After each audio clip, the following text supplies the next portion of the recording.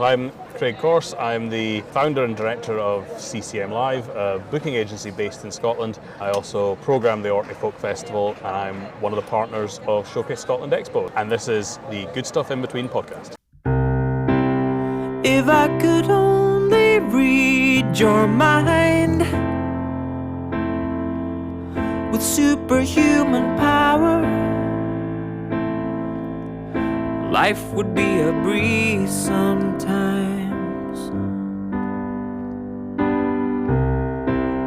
The good stuff's in between the lines. My thoughts and my feelings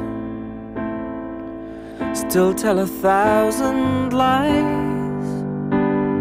Craig Corse is one of those people who has an energy and a vision you wish you could just bottle up and drink from for inspiration.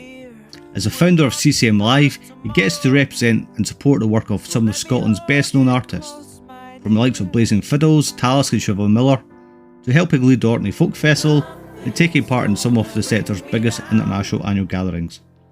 His intimate knowledge of industry and his willingness not just to build on past experiences, but to embrace the world of data, new technologies and new opportunities is taking trad music to new levels and all corners of the world. In this latest podcast, he shares some of his trade secrets. He's fascinating, funny and disarming in equal measures, and opens up the door to a world some of us would never get to hear about otherwise. He does it with honesty, integrity and wisdom. Episode 5, Craig, is streaming now. To switch myself back on. The good stuff's in between the lines. My thoughts. Owner of the eponymous CCM, as you mentioned. You're working with talent including Siobhan Miller, who's playing Edinburgh tonight. We're here in Festival City. Folk can maybe hear it behind us. You also are involved with Talisk, who are currently in America. Yep. And have just announced what equates to being the longest festival night out in Scottish history, with a new tour on the horizon. We've announced, I think, half of the dates. There's still some more to come. We've got others including Saltfishforty, Rura, Imar, Jenny Reid, Nos, Blazin Fiddles, Mec Lir, Canadia's Madison Violet, and Finnish outfit Frigg, famed for the unique blend of Nordgrass. Indeed. That's a phrase I've never heard before. It's their own unique fusion and multi-award-winning fusion of Nordic styles with bluegrass. So it's perhaps less far-flung than you might think. It works really, really well. And if that wasn't enough, as you've alluded to, you're assistant director of the long-running Orkney Folk Festival, taking you back to your roots. You're co-director of the International Showcase Scotland Expo, and you sit on the board with it for Celtic Connections. And you still have time to take part in industry panels around the globe, places such as Canada, USA, Malaysia, Australia, across Europe, here in the UK, and, I gather, you still have time to play the fiddle. Now and again, it's maybe taken a bit of a backseat, but it was actually what got me into doing all of the above. So it's that's where it's all rooted in. Well, my questions, and for the choir behind us perhaps, is twofold. One, where do you find the time? And two, can we please clone you? Can you clone me? No, you wouldn't want two of me. I would like another one of me to do half the stuff, but no, it's where do I find the time? I don't know. It all kind of works together. There's elements of, I think, well, we often say that Scotland is a very, very small country with an even smaller music industry, so quite often you'll find that very rarely does anyone do any one thing exclusively. So there's overlap. I think quite a lot of people working in it will have an overlap between a few different areas, and yeah, certainly. I mean, the agency is the kind of the primary occupation, if you like, and it's although it came actually after working on the festival initially as a volunteer. Working that led me to discovering more of the industry and going to work within it. But yeah, it all kind of overlaps at various parts of the year. And so take us back a bit, and how did that come about? How did you firstly get involved in the festival? As you mentioned, I play the fiddle, when I was a teenager I played it much more than I do now. And I played at the festival and attended the festival for as long as I can remember. I think I was attending concerts at the Orkney Folk Festival from when I was maybe 6 or 7 years old. And then started learning the fiddle when I was 8. And I think from probably 10 years old I was involved in the Fiddlers Rally, which was like the kind of massed bands of the Strathspey and Real Societies, including the junior sections, and then various school bands, including Haddergan, Douglas Montgomery's project, and other bands from that. And I think it was when I went to university, I had like 3 or 4 months summer holidays from lessons in that. The first year anyway, it happened to tie in early enough for the festival starting at the end of May, so I volunteered for the festival, and over the course, I think it was maybe only a couple of years of volunteering on various things, that I was then asked to join the committee and kind of headed up the social media side of things, which was brand new at the time, and I think it was initially discovering how MySpace could be beneficial for us. Kind of grew from that, and I took on the lead for the marketing side of things. From certainly as far as the festival goes, in I think it was 2016 I became assistant director, and then I became fully the producer just this year actually, and that's all kind of been alongside establishing the agency. That came about actually through the festival. It was a mate who was playing 13 or 14 years ago now, was looking for representation with a new project, and I had no clue what that involved or really what I was getting myself in for, but having just graduated, it was 2010 actually, I graduated in 2010 with a degree in marketing and economics and looking at a full-time career working in a pub, because it was one of the worst years for graduate or your kind of prescribed graduate employment routes, because that was when the kind of knock-on impact from the 2008 financial crash, and like all your big recruiters weren't recruiting as anywhere near as much as they previously did. And so yeah, kind of thought that might loosely tie into something I might have learned over the last 4 years, and just kind of grew from there. Learned a lot of it on my feet, made a lot of mistakes as you do, and one successful tour led to another, and signing more artists, and just going from there really. So in some ways it almost seems like a natural progression, where you've been immersed in music for most of your life. Yeah. You got involved with the festival and you learned all these different skills, developed a different experience, and then this opportunity presented itself, and you made it up as you went along essentially. I think certainly within the kind of the folk kind of trad scenes, I think most agents, or with most agents rather, there is an element of making it up as you go along, because there's not really a school for that. And if there was, I probably wouldn't have gone to it. Certainly when I left school and was looking at, not really knowing what I wanted to do, marketing and economics seemed to apply quite widely to any number of things. And it's actually quite interesting the number of things that were taught entirely conceptually that ended up applying themselves down the line into work, things like elective subjects such as sales management, or like looking at digital marketing, which was kind of with the growth of social media at the time, and but also just economics and understanding the basics of how markets work and how you've got external pressures that affect a domestic economy and how that's going to affect the music industry, and if people want to go to gigs rather. So yeah. Looking back on it, it does look like it's all linked together, but I would love to say that it was planned, but absolutely wasn't. So you talked about your mate's first project. From that first project you were involved with, you said that then one led to another. Yeah. What was your early learnings? What was the things that confronted you that you hadn't expected? What went well, and what perhaps would you have done differently?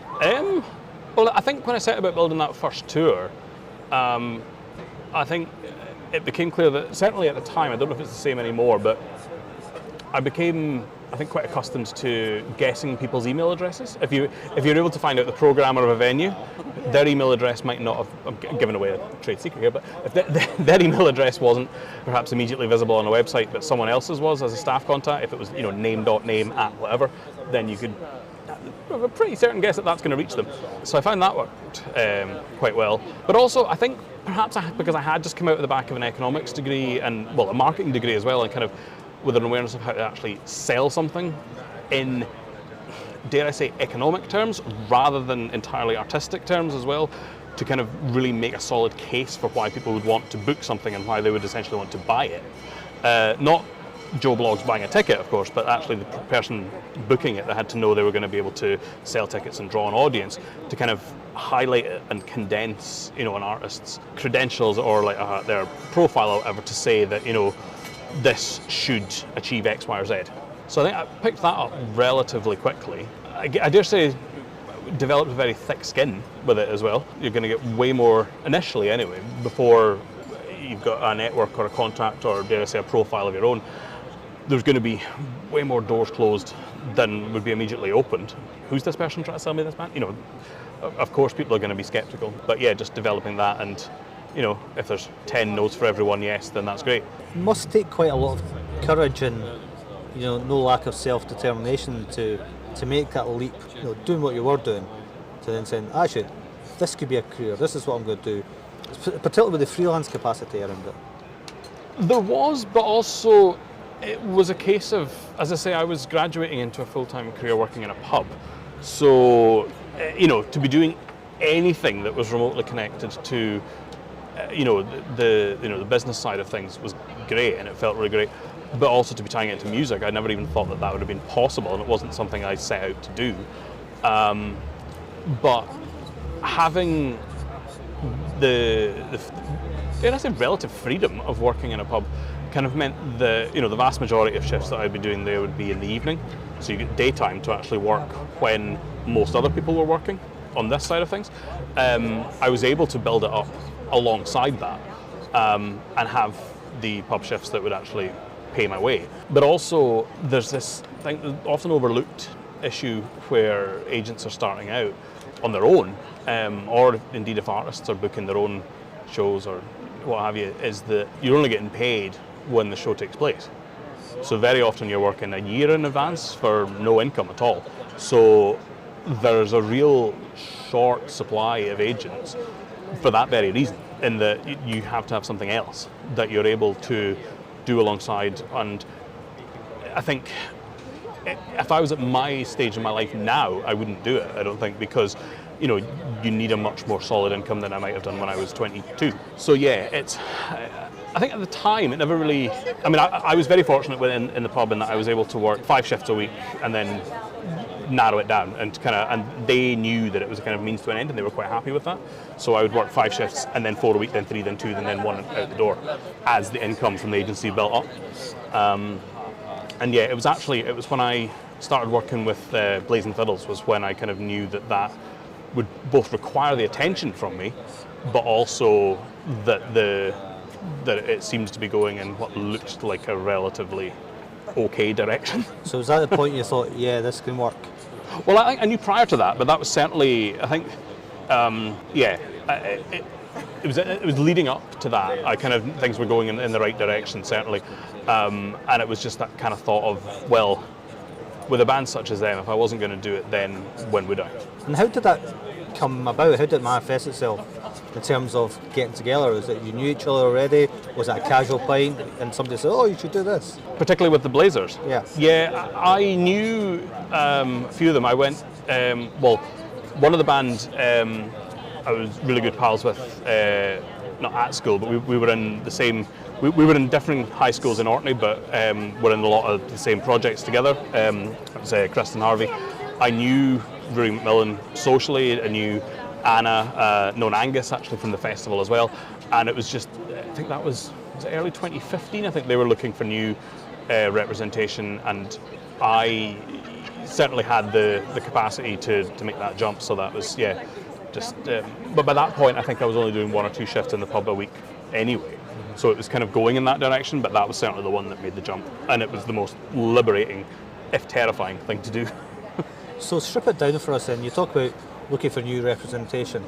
I'm really interested to know what that actually means, and when you talk about selling a band and bookings and all this kind of terminology, for people who are emerging into the scene, be they aspirational managers, be they artists, a lot of this must just sound like mumbo jumbo.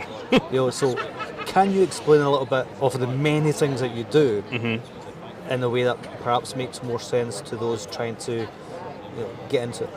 Well, the first distinction I think would be to try and separate, although it's really difficult, the roles of a manager and an agent.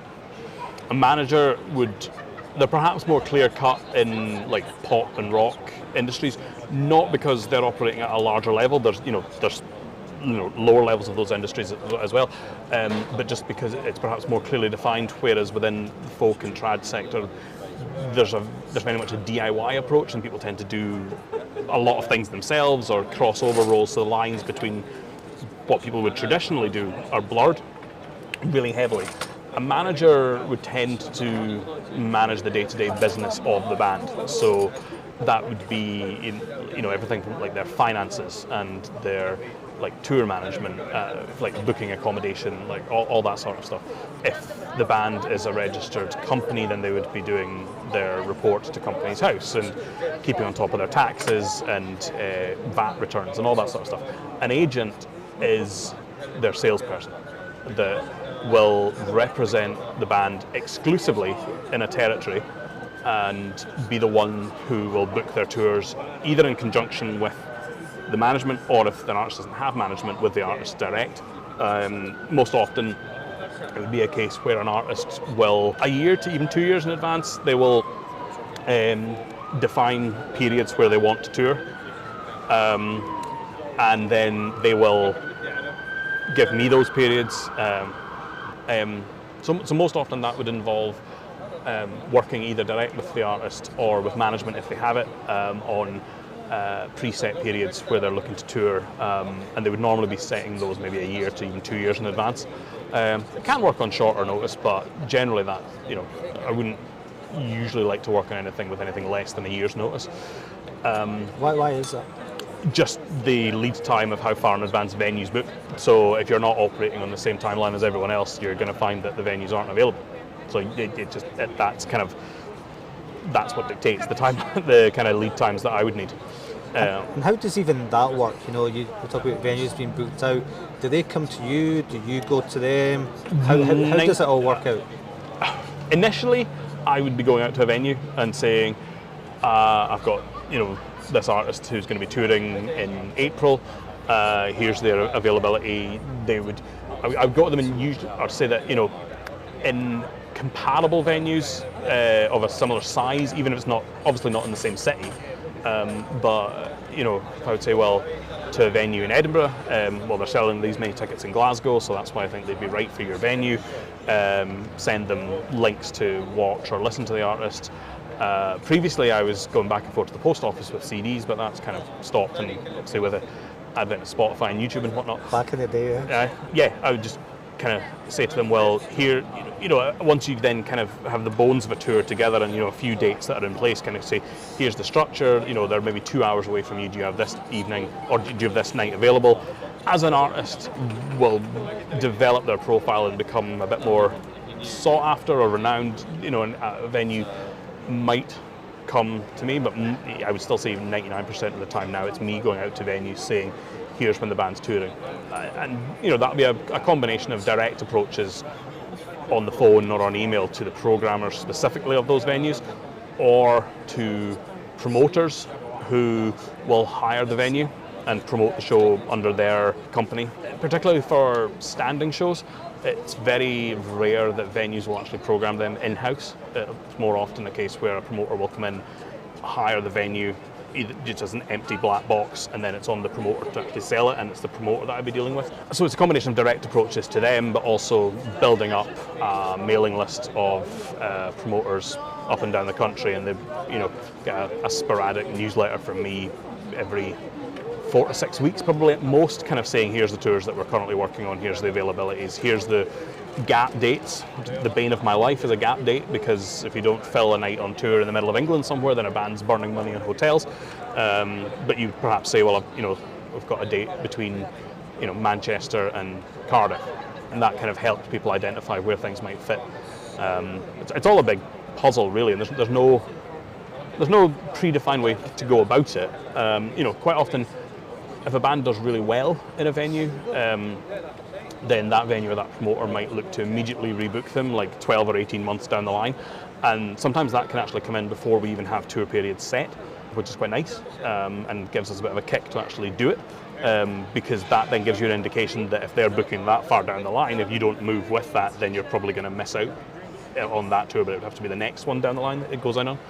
And yeah, that's generally how venues work. And for festivals, it's more often just a lot of, initially when starting out, a lot of like cold call emails kind of saying, I'm representing this band, would you like to book them, and hearing nothing back.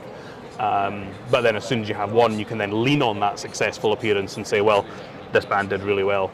at Celtic Connections, they'd be great for this series at the Fringe, something like that.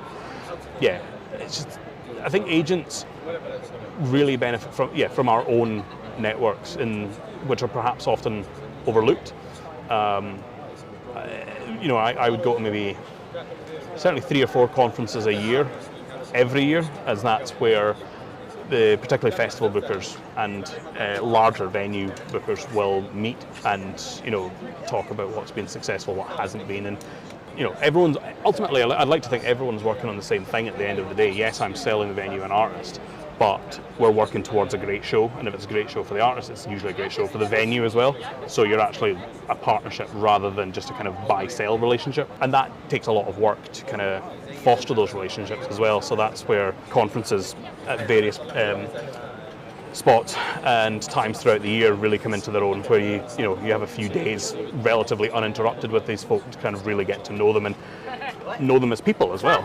And imagine part of that will be down to them getting to know you, your personality, the trust coming through in terms of your reliability, the quality of your roster, and the fact that you're able to, if not guarantee, there's a good chance that you're going to get a decent turnout because of the kind of people you represent, and the fact that you're on the circuit working with other people.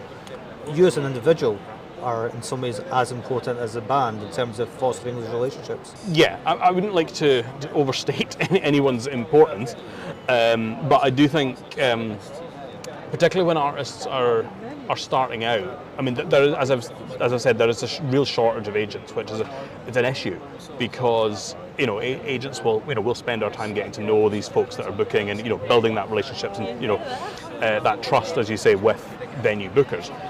Artists booking their own shows generally don't have that same time or focus because they're creatives rather than. It's not to say they don't have kind of like a business head. Many absolutely do, and they're brilliant at it, but they're not doing it full time. That's the way it should be, though. They should be concentrating on art. Absolutely. Yeah. But because of the the real shortage of agents, many find themselves having to do that, or most will have to do that when they're starting out, and then when an artist's actually doing a good. Building a profile and a name, an agent will then become interested and want to kind of help out. And I would certainly hope that an agent, in most cases, will be able to accelerate a band's trajectory in the kind of direction that they're going in. But ultimately, that's a partnership with the artist as well. everyone has to be on the same page as to where you see things going. And certainly with my artists, I always aim to have a kind of rough 12 to 24, even 36 month kind of plan as to where we see things going and what territories we want to tour in. Because although I represent all of my artists exclusively in the UK, because that's still a relatively small market, ignoring Scotland, certainly even the UK is too small to exist solely within. Scottish artists have to tour internationally in order to sustain a full-time career. So we have to look to Europe, to Canada and the US, to Australia, and more often than not, my work would extend into those areas as well with the artist. And that might involve partnering with an agent in one of those countries, but that's then that's down the line once we've established things. But yeah, I think that there's a lot of trust involved, both from the artist upon the agent as well, and I think particularly when artists have done well and they get to the stage of perhaps involving an agent and handing it over, there can sometimes be, a kind of, not a reluctance to do that, but because they've got to a point where they are doing well, it can sometimes be just quite difficult to let go of it. Because they've nurtured it all these years and want to make sure it goes right. Yeah, and whether it's a solo artist or a band, ultimately their musical project and their image is their baby. So to then hand that over to someone else, it's a very, there's a lot of trust involved in that, which is not something any agent would take lightly. But yeah, that's kind of where it all comes together. As I say, I would like to think that agents do help to push things on, just kind of both let artists focus on the creative side of things, be that, writing, recording, or enhancing the production elements of their show, or allowing more time for them to then be able to tour in more markets, so that they're not perhaps at risk of saturating the home market. And there's this real strange idea that actually when an artist it's not a case of going away to come back, but if an artist is then seen to be touring in the US or in Canada, suddenly more people at home might take notice. So if they're kind of away for a period and they're only maybe touring for one period in a year at home, and then there's this kind of rush on the tour when they come back. So yeah, that's kind of where I see an agent fitting into the bigger picture. So I've got two follow-up questions. One is relating to the touring again, but the immediate one is when you say there's lack of supply of agents, why do you think that is, and how do you solve it? I think, I never set out to do this. I had no idea what an agent was when I started doing it. I think it's because, certainly when you're setting things up, it's not just a case of working for a year for no income whilst you're waiting for that commissions to come in, but a new agent isn't going to attract the partnerships of well-established artists because an agent hasn't proven themselves. So that agent has to, really establish artists from the ground up. And then once they've done that and they can kind of prove, even just by the dates on a tour, that they have a good network, more will most likely start knocking, and then things, same with an artist's career, will accelerate. An agent's profile and roster and business will grow exponentially.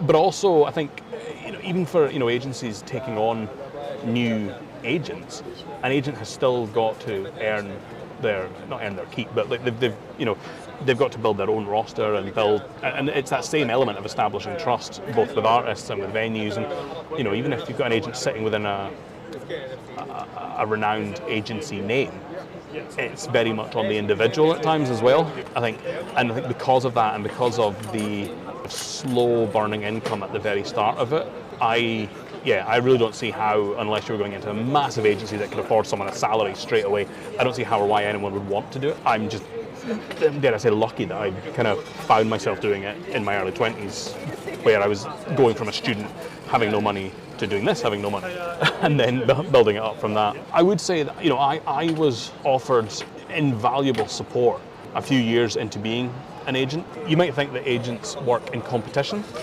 because we're representing artists who can't possibly play in the same slots. And it's really not the case at all, particularly within folk and trad coming out of Scotland, because the vast majority of what we do isn't in Scotland. So there's a case to be made of working in partnership at times and working collectively, whereby the whole industry benefits. I think it was 2015, or by 2015, I'd got to know Lisa Whittock, who runs Active Events, who she set up Active, I think, in 1990, and does very, very well. Has a great roster and fantastic reputation for representing her artists. I got to know her through umpteen conferences and whatnot, and she very kindly gave me a free desk in her office, where we were still operating independently. We had our own identities and our own rosters, but it was to basically be around the kind of energy of a busy agency and to learn, even just from kind of being around all that activity going on. And that was amazing. It was so good. And then we ended up staying in the office together until the pandemic, actually, when we closed the physical office. And we're still trying to do that with kind of newer agents that are coming through. We're kind of, I think, rewinding much before that, I'd actually asked Lisa for a job, and she said no. And now seeing that, I would probably do the exact same thing, whereby an agent really needs to prove themselves and have the kind of drive and tenacity to want to do it. And, it would be the wrong thing, I think, to offer someone an immediate salary, if that were even possible, because it would take that urgency and kind of need to prove yourself away. Mm-hmm. And so I think I would probably do, where I asked, would probably do the same thing, but do as much as I can to nurture and support new agents. It's just, there are very, very few coming through. Or folk that, some folk do it and then decide, if they're doing it alongside, project work where they're getting paid, project fee, why would you turn down more of that coming in the door, where you're looking at income for what you're doing on the agency coming in a year down the line? It's a very, very difficult thing to justify. So we'll continue doing as much as I can to support new agents, because I had that afforded to me. And I think if it wasn't for that, I don't know where I'd be now, but certainly it was transformative in terms of my approach to, just the kind of how a busy agency really functions, and I know how it needs to function as well. So there's that desire, that ambition, that drive, all those attributes that you need to be an agent, to be a manager, to get through this.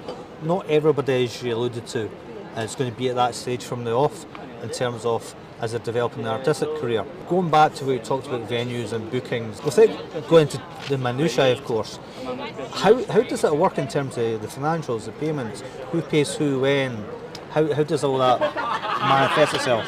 So in the vast majority of venue shows where artists are touring, i.e. not festivals, the artist will be on, or the deal will be a guarantee fee versus a percentage split of the door, whichever is higher. That percentage split is normally, well, in the vast majority of cases, it'll be a net split, so it takes into account the costs that the venue are meeting by opening that night, which in the last couple of years have been rising substantially.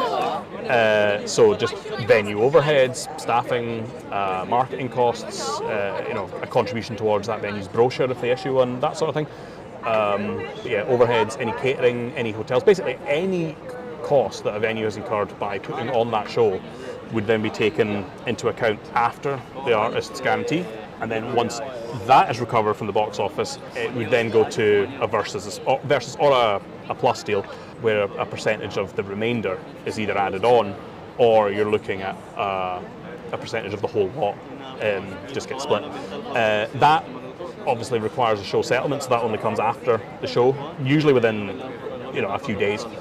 That would also deduct VAT if an artist isn't VAT registered. The vast majority of venues will have VAT charged on their tickets, which an artist doesn't get. So that's 20% that disappears straight away. Credit card charges, PRS, the performing rights contributions, all that has to come off as well. And then an artist will receive usually a percentage of what's left. That would then get paid over via invoice, either to the agency or to the artist direct, whatever the setup is, and that's just for an artist and an agency to dictate. Most agencies will take those fees in so that they can kind of be on top of that side of things. From that, an agent takes their commission on what the final settlement is. Together you'll be trying to market it, sell more tickets. Yeah. Into that, you've then got to consider the venue costs, which have been rising rapidly over the last couple of years. Into that, in most cases, the vast majority of costs that a venue incur by opening that day or that evening will come into it, and those are recovered from the box office of an artist's show. And then you look at what's left is the split that then goes either 70 or 75 or 80% towards the artist. And that's all contracts and agreements? That's all contracted.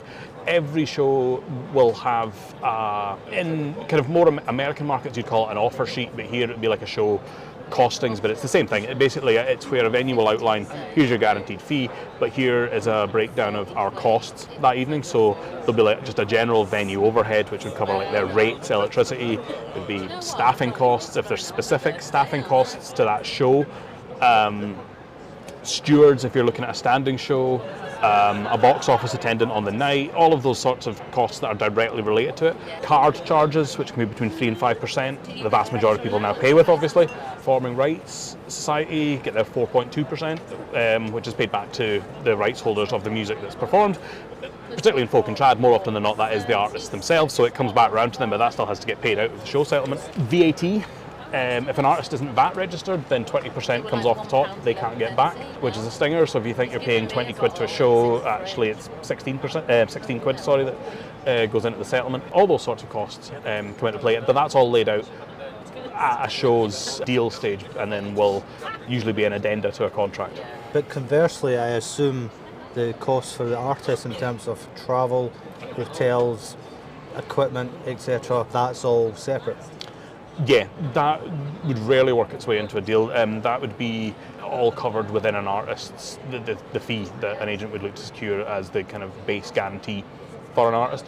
I mean, more often than not, an artist is going to be looking towards the percentage split anyway. But, some venues will cost in hotels if you want them to. There can be pros and cons of that. Often a venue might have a preferential deal with a local hotel, but also if an artist is willing to drive to a purple or a blue hotel at a motorway service station, it can be a lot cheaper, because either way you're paying for that hotel out of the split. Catering comes into that. A venue will provide the artist catering or a rider, but again, the artist is paying for that at the end of the day. There is no such thing as a free lunch. But yeah, the artists don't really get the opportunity to lay out those costs altogether, or as explicitly rather, so that all is rolled into an artist's fee from the venue. And assuming that's part of where your judgment comes in, Yeah. in terms of what size venue, where the venue is, how suitable it is, in terms of is it realistic? Yeah, it's an agent's call. Agents, I like to think where we're placed, we can take informed risks as well, because an artist who, might be doing quite well in one market, but are building in another, and that can even be within the UK. An artist might have a really great following in Glasgow and Edinburgh, but they're selling a few hundred tickets less in Aberdeen. They're going to get a lower offer there because they're yet to prove themselves in that market. That's on an agent to say, well, okay, it's a lower guarantee, but on the split we can achieve X. So it's really on us all to be in tune with the weekly sales report and really help sell the show. But obviously it's an artist's short-term benefit, but and long-term, in that you're going to be, once an audience is very unlikely to see you once.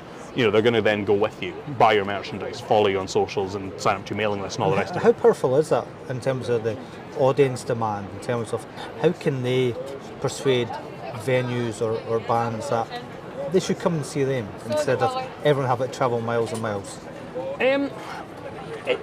It depends on the artist, really. I mean, boiling down to the crux of it, it depends on the artist, really, and also, like I was saying earlier, on a kind of a plan of what the artist wants to achieve in various markets would dictate the number of dates they have available to tour. And if it's relatively few, then they would perhaps try and hone in on the larger cities and hope that people travel in. But also, if they really want to develop a market and or they're doing well in other markets and or other cities and want to expand beyond that, then they might assign more time. But one of my ongoing frustrations is when an artist might release a tour and they might have had 3 weeks assigned to the tour and only 2 get used just because of the interest that was there amongst the buyers and people that program these venues ultimately. And then you'll have people commenting saying, oh, why are you not coming to such and such a town, or why are you not coming this way? Oh, we always have to travel into London, or blah, blah, whatever. And I understand that frustration because I think the impression is perhaps that certainly an artist at a certain level decides where they want to play, and that they're even hiring these venues. I think I have no idea. Artists don't hire venues. Like, ultimately, artists will play where they're booked. And the best thing that if someone wants an artist who hasn't come to their town or city and wants them to come there to do is reach out to a local venue or promoter that would suit them. And they might think they're only one person, but if half a dozen people do that, and then that alongside a few notes or calls from me saying the band are going to be touring next year, do you want to book them, is the best way that can actually come about. And venues must have that awareness as well. They'll be looking at the local market, they'll be checking social media, they'll be seeing if there is an interest in their area, and that will in some way inform the conversation they'll have with you, for instance. Yeah, I mean, one thing that I think is really, really valuable, and I might lose some friends by saying that, but I think Spotify is really valuable in terms of an artist's development in new markets, particularly if an artist is able to get appearances at a festival, for example. So with the festival, the economics of appearing at a festival are totally different, and an artist just gets a set fee, or they might be made an offer by the festival. It's up to them to or me to negotiate it, and then ultimately for them to accept or decide not to do it. But particularly for an artist entering a completely new territory like the US or Australia, I've had artists that would go out to a festival, so say the Port Fairy Folk Festival in Victoria. They will then unquestionably see a spike in streaming in that area and in Melbourne, which is the largest city closest to it. We then have that data that when we come back to touring, even if it's a couple of years later, we can say, well, not yet. Yes, they had great festival crowds, but these festival crowds then went away and listened to them afterwards. We've got these thousands of people that listened to them at the time, and we've managed to retain X number of them. We know that there is an audience locally that are listening to this artist. And then you'll see the TikTok videos, you'll see the Instagram posts, and you can stitch it all together and say, this is worth a focus. Yeah, and yes, people think Spotify is the devil in terms of earned income from recorded music, but the way that people are listening is totally changing, and actually I think it needs to be embraced as a marketing tool, and it is really, really valuable. I've had countless instances of people coming to shows that had never heard of an artist before, but had come across them on Spotify or on YouTube, where they'd been listening to a similar-ish artist, and then it continued playing, and then the algorithms that work around trying to identify what types of music they might like, put that artist forward, and then they would go, oh yeah, that's really cool. And then if an artist has got all their social medias plugged together, they can see on Spotify, oh, they're playing in my city in 3 months' time. I'm going to go buy a ticket. So an artist should have all their listings on Spotify. So you might not have actually sold that person a 12 quid CD, but you've sold them a 20 quid gig ticket. They've then come, they might have bought a 20 quid t-shirt. They're going to come see you next year, and then you're the biggest advocates for that band in that town, particularly for the kind of indie underground artists that don't yet have that full profile. I think the digital element of what's going on, if it's embraced, it works really, really well. When I looked at your website for meeting you tonight, one of the skills that came up in terms of bookings and marketing and programming, etc., was artist strategy. This would very much fit into that category. Well, this veers much more towards management, to be honest. But if there's a lack of agents, there's an even greater lack of managers. So again, because artists in Scotland have to tour internationally, that requires agents to work internationally, which is perhaps more of a traditionally managerial occupation, but there's an even greater lack of managers. So that's where, in conjunction with the artist, I will try and establish a kind of rolling 18-month, say, strategy of what an artist wants to do. And ultimately, if an artist says we want to tour in, this country or that country or this territory, my first question to that would usually be, okay, great, why? And then, if the reasons are right, then try and figure out how we go and do that together as a partnership. In the 13 years or so that you've been doing this, how much has it changed? I think it's changed a good deal. I mentioned the digital element of the accessibility of data has really, as an artist's profile grows, it becomes a much stronger focus on the economics of a show, and being able to say an artist is able to sell 500, 700 tickets or whatever, but being able to prove that before you get to that level is really, really powerful. That's become much easier.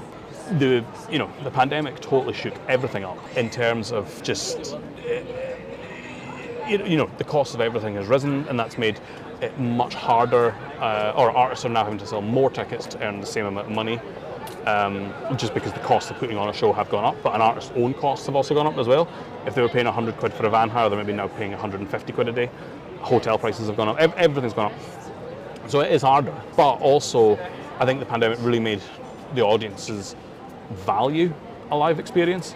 And ticket prices are having to go up just now because, just said that the cost of everything has to go up, so a ticket price can't stay stationary.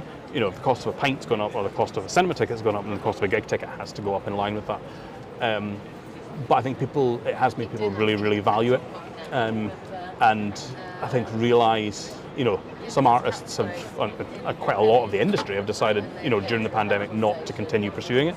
So I think that's perhaps made audiences really value those, or realise perhaps how precarious an existence it can be at times, and perhaps support it even more where they can. You talked about how it's a bit harder. Mm-hmm. You mentioned earlier, why would anyone want to get into this? What keeps you going? Why do you do it? What keeps me going? I think seeing an artist grow and develop. I think seeing an artist, if you look back at where an artist was a year or 2 or 3 years ago to where they are now, maybe a longer time frame obviously because we lost 2 years, but seeing that development and that growth, and seeing an artist's vision come to life. We might conceive, an idea for a tour 18 months out, but then see it actually happen, and then see the finished results. That really drives me. Artists selling out venues, selling out bigger venues. It just means that they're doing what they're doing to an increasing level of success artistically, and to go on that journey with them is really great. And what comes next for you? Staff. I've been on my own for well, since I started, and actually only within the last month. I now have 1 day a week admin support, which is great, and it's incredibly liberating, but obviously that comes at a cost, so that's a carefully measured decision, and the pandemic completely ripped up plans for that, and it's only now that they've been reformed and we've been able to act on it. But yeah, I mean, I love the booking side of things, and the you know, having the networks and the international networks to be able to grow and develop an artist's career. The admin that comes with it is so intense at times that, particularly in a really busy period like the summer, it can be so easy to not to say not get anything done, but to not actually have any new shows booked in when all you're doing is admin, keeping the shows that are in on the road, if you like, to use a very overused expression there. So being able to do that, but also to actually be able to create a new job for someone working in the arts, because they're few and far between. To be able to do that, I think, would be really satisfying, and also to free up more of my time to book more artists to book more shows, for more artists, or for the artists I am working with now in more territories as well. So you've got a live show to get to. So I've got a couple of quick questions to get through for the end of this. Yep. What was the music of your youth, and does it still go with you? Ooh, the music of my youth was very varied, so that's maybe quite a large question. I remember listening to the likes of Phil and Ali, because when I was learning the fiddle, kind of aged 8, my dad played the accordion as well, so he was quite into like the kind of the really traditional kind of like dance band type of music. So we would go and see them on their summer tours, but also like really like poppy chart stuff at the time. But also with a bit of leaning towards like Irish and country stuff, as my late uncle was a promoter in Orkney in the 80s, 90s and 90s, bringing like quite large Irish bands at the time up. So that was always around as well. Would you rather an exclusive album launch or a music festival? Festival. Favourite food or rider? That's really difficult. There's very few foods I don't like. Anything Italian probably, and rider, Red Bull, and I'm fine. What's the strangest one of your artists have had? What is the strangest? Rider one of your artists have had. There's one that used to always request a football, but very rarely get it. I think there's a kind of a trick. I mean, I don't know to what extent it's true, but there's a trick that putting in something like that is just basically a decoy for a festival to say no, but it means that they've actually read what is there and what is more important. If you could collaborate on a project with anyone alive or dead, what or who would it be? Ooh, I think honestly I would, and this may appear as an invitation, but and I might regret it, but I would genuinely like to collaborate with new agents, because we dearly need them, and I know kind of firsthand how slow it can feel to actually get up and running. So yeah, new agents I would like to collaborate with and support. And if they were listening to this, what would you say to them would be the key qualities they need? Don't give up. Restaurant, cinema, or lazy Sunday brunch?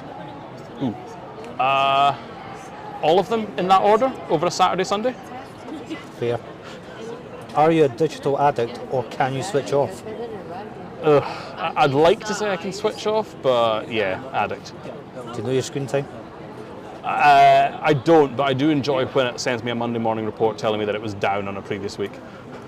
And what does life look like after you stop or retire? I don't know. Do people in music actually retire? I really don't know. But that's a long way off yet, so I'll just, unless I'm forced out of it, I'll keep on doing it. Last song or podcast you listened to before meeting me? I don't know if it counts as a podcast, but on Sounds I was listening to Radio 4's I'm Sorry I Haven't a Clue. Does that count? Yeah, it counts, absolutely. And one artist everyone should be listening to right now? Right now, I will not mention anyone on my own roster, as that's the obvious one. Right now, I often go back and listen to the Lone Bellow trio. I think they're based out of Nashville. Brilliant singer-songwriters, folk-ish, but more pop indie leaning. They've been over a good few times at Celtic Connections and things like that. So yeah. Any particular song? Well, their biggest played song, I think it was perhaps used in an American series, is Green Eyes and a Heart of Gold, or Cold as It Is. I remember seeing that actually live at a festival over in Denmark, and just the kind of energy and the kind of punchiness of Zach's voice in that was really floored me the first time I saw it. So yeah.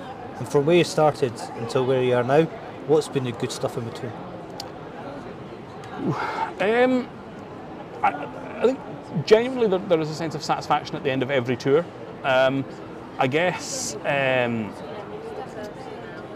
well, a highlight would be my first Orkney Folk Festival programme, which was this year, just back in May. Getting more, I'm just getting more experience and more of a kind of understanding and working knowledge and a network in the US has been really good, because largest single market in the world. But yeah, just seeing every artist that I work and have worked with achieve their goals and grow into larger venues and larger spaces, and yeah. And what's the best piece of advice or helping hand that you've been given that you'd share with others? In the industry, be honest, and if I can say it, don't be a dick. You can say it? Yeah, well, that's the singular best piece of advice.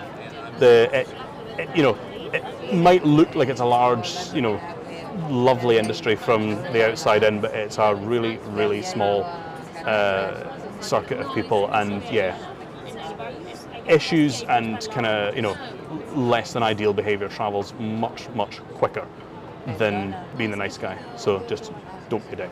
The best lesson you've ever had? I would say the one thing that I've come to realise, and it's maybe more a life thing, is not to overlook anyone or anything. To treat everyone individually, I guess, or treat everyone equally, is what I'm trying to say. Someone who is, volunteering backstage at a festival could then, they're doing that to gain experience, and they will go on into a professional capacity, ideally somewhere else where suddenly you need them. So yeah, just treat everyone equally, and yeah, going back to the same lesson, don't be. It's not a lesson I hope I've had to learn, but certainly, yeah, just don't be a dick. Okay, Corse, thank you very much. Thank you. Nothing's gonna bring me down. No thinking about the past while we're building for tomorrow. Nothing's gonna bring me down.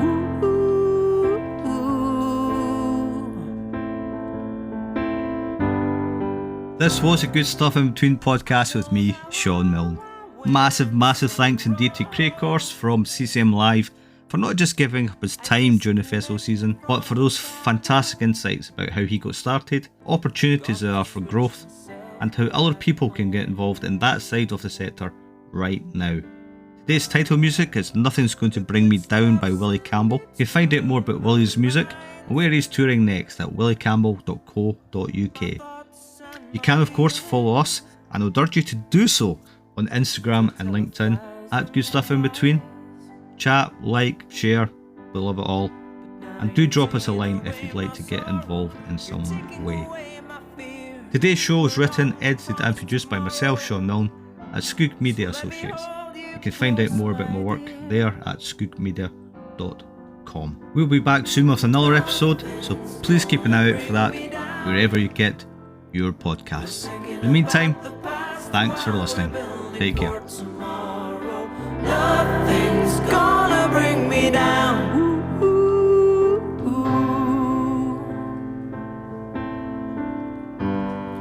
Nothing's gonna bring me down. No thinking about the past while we're building for tomorrow.